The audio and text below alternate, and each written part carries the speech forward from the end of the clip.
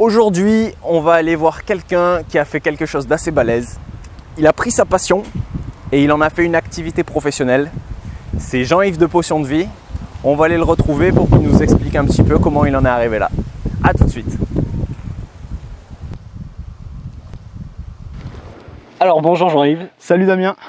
Et merci de répondre aux questions que je vais te poser. Eh bah écoute, ça me fait plaisir. Surtout que là, le cadre, il est pas dégueu. Ouais, plutôt sympa. On est à Colliers, c'est vers Nîmes et c'est joli. C'est très joli. Voilà. Alors Jean-Yves, toi tu as créé un blog. Oui. Tu as créé un blog, ça fait combien de temps? Ça fait un peu plus de 3 ans maintenant. Ok. Ça va faire 3 ans et demi, c'était en 2011. Ouais. Potiondevie.fr. Un blog qui apprend aux gens à avoir une meilleure mémoire, à développer leurs capacités intellectuelles et à changer de vie, accessoirement. Ok, ouais, c'est bien, c'est un beau planning. C'est un beau programme, ouais. Du coup, moi ce qui m'intéresse, c'est pourquoi tu as voulu créer un blog comme ça? En fait, c'est venu totalement par hasard. J'avais déjà vu des vidéos de champions du monde en train de mémoriser des jeux de cartes. Et en fait, à la fin, il concluait toujours en disant n'importe qui peut le faire. Ouais. Et Ouais. moi, je regardais ça, tu sais, et puis je me dis, mais attends, n'importe qui peut le faire, même moi qui ai une mauvaise mémoire, je peux le faire. Donc je me suis mis à chercher comment faire en fait sur internet, à voguer un petit peu, rechercher des techniques, des systèmes, des méthodes. Et rapidement en fait, je suis arrivé à le faire effectivement, à mémoriser un jeu de cartes. Alors je me suis dit, si tu peux mémoriser un jeu de cartes, ça veut dire que tu es capable d'utiliser ces méthodes pour apprendre tes cours, pour apprendre tout ce qui est utile au quotidien, pour voilà, tout ce qui est chiffres, tout ce qui est n'importe quel type de données, la géographie, les maths, l'histoire, les sciences, même des sujets où j'étais nul à la base, je me suis mis à savoir les mémoriser parce que j'avais les bonnes techniques, parce que j'ai su comment mémoriser tout ça. Le problème, c'est qu'en français, il y avait très peu de ressources en fait disponibles. C'est comme si l'art de la mémoire n'existait pas en français. Donc j'ai voulu créer un blog pour pouvoir partager au maximum ces techniques avec tous ceux qui étaient comme moi intéressés par pousser ses capacités, son développement intellectuel au-delà du possible, quoi. Toujours avec cette notion de se dépasser comme ça. D'accord, super intéressant. Et du coup, l'histoire de ton blog, au début j'imagine il y avait peu de gens qui connaissaient. 8 visiteurs par jour au début. Voilà. Il y avait 8 personnes quand même, ce qui me lisaient, qui ont lu mon tout premier article. Et après, j'ai jamais écrit que pour moi, j'ai vraiment écrit pour être lu, c'est-à-dire pour partager au maximum, quoi. Et maintenant, tu as construit quelque chose et tu es devenu quand même au niveau national, français, une référence en termes de mémoire. Ben oui, ce qu'il y a, c'est qu'au bout d'un moment, non seulement vous avez déjà de l'expertise au moment où vous partagez vos techniques, mais vous en apprenez encore énormément au moment où vous partagez avec les mois qui passent, avec les années. Vous rencontrez des experts en neurosciences, vous rencontrez des prestidigitateurs. Je pense notamment à Vincent Delourmel qui lui aussi est un très grand mnémoniste. Et vous interviewez des champions du monde américains, comme je l'ai fait sur mon blog plusieurs fois. C'est vraiment sur le chemin que tu obtiens encore plus d'expertise et qu'au bout d'un moment, tu maîtrises un petit peu plus le sujet et tu es capable vraiment de donner des conseils à n'importe qui après. C'est super. En plus, tu en parles avec passion. Du coup, tu as réussi à transformer quelque chose qui, à la base, te passionnait en quelque chose qui passionne maintenant. Tu me disais que tu avais beaucoup de visiteurs qui passionnent un tas de personnes, quoi. Alors oui, la passion, c'est une chose. C'est vrai que ça a bien aidé parce que moi j'étais passionné par tout ce qui était développement intellectuel, pousser ses limites au-delà. Mais ce qui m'a vraiment aidé à continuer le plus, c'est d'aider les gens. C'est la passion d'aider les autres. Parce qu'en retour, quand vous aidez les autres, ils vous remercient. Et c'est ces remerciements qui vous font continuer en fait. Et ça, la passion aussi, elle s'acquiert dans le chemin en fait. Vous n'êtes plus passionné juste par la mémoire, vous êtes passionné par la mémoire et le fait de partager, de créer un blog, de créer quelque chose, de créer quelque chose qui va laisser des traces également. Ça aussi, c'est passionnant. Et des rencontres qu'on fait, par exemple, moi je trouve ça passionnant de rencontrer des blogueurs talentueux qui ont envie de pousser leurs limites au-delà. Et voilà, c'est ça aussi la passion. Ce qui me fascine chez Jean-Yves, c'est que il avait cette idée-là d'améliorer sa propre mémoire dans un premier temps, puis il a vécu le truc à fond, c'est-à-dire qu'il a commencé à le communiquer à d'autres personnes, il a interrogé des gens qui sont éminents dans le domaine, et aujourd'hui, il a une place qui est importante. Il est sollicité, il a écrit un livre. J'ai écrit Napoléon joue de la bien. cornemuse dans un buste qui, on va atteindre le 3 millième exemplaire vendu déjà, sachant Ouais. qu'il est vendu que sur mon blog. Ouais, Donc j'ai pas d'éditeur, j'ai rien, je l'ai fait en auto-édition. J'ai essayé de proposer le manuscrit à des maisons d'édition traditionnelles au tout début, mais elles n'ont pas trop compris. En fait, elles n'ont pas lu. Ouais. Je l'ai rapidement vu dans leurs réponses en fait qu'ils n'avaient pas vraiment lu. Donc j'ai décidé d'éditer mon livre moi-même. Et il a bien marché parce que il apporte vraiment quelque chose aux gens. Et ça aussi c'est la passion, c'est de créer, c'est de créer quelque chose de votre passion et voilà, vous fédérez une communauté. Après les gens c'est le bouche à oreille et tout se fait tout seul. Vous n'avez pas besoin d'utiliser des trucs marketing. C'est tout se fait parce que vous avez voulu pendant tant d'années partager quelque chose aux gens et c'est le retour en fait. C'est un peu c'est le retour de ce que vous avez investi dans votre blog. Wow. Et du coup, je vais te poser une question qui peut intéresser pas mal de monde. C'est qu'est-ce qui fait, en pratique, que tu es passé de cette idée-là, cette idée d'améliorer ta mémoire, de la communiquer à des gens, à l'avoir vraiment fait? Qu'est-ce qui t'a poussé à l'action? Qu'est-ce qui m'a poussé à l'action? Déjà, c'est d'avoir eu ce petit grain de folie qui fait « et pourquoi pas ?» Et pourquoi pas, finalement? N'importe qui peut le faire, pourquoi pas? Chiche. C'est la volonté de se mettre au défi avec cette petite composante jeu.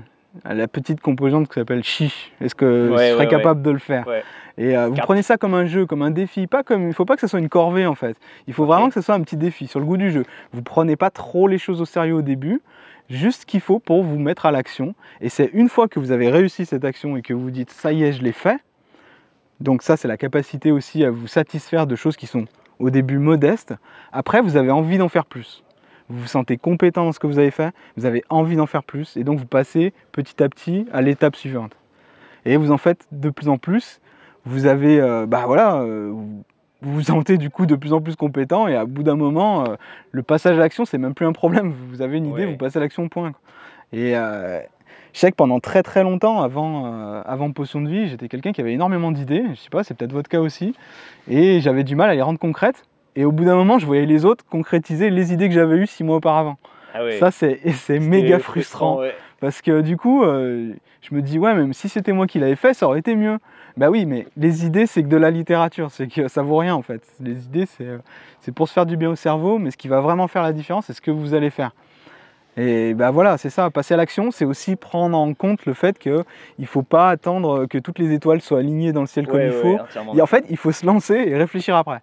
C'est pas grave si c'est pas bien, si c'est pas parfait, si votre vidéo est mauvaise, c'est pas grave du tout. Et si quelqu'un voulait donc se lancer, disons quelqu'un qui n'ont rien, qui aurait une passion, qui n'est pas forcément connecté à la mémoire ou quoi, mais qui voulait faire quelque chose de cette passion-là, qu'est-ce que tu lui dirais? Déjà, je lui demanderais dans quel style, qu'est-ce qu'il entend par faire quelque chose de cette passion. Est-ce qu'il veut que ça devienne une activité qui le rémunère, ou est-ce qu'il veut que ce soit juste le partage?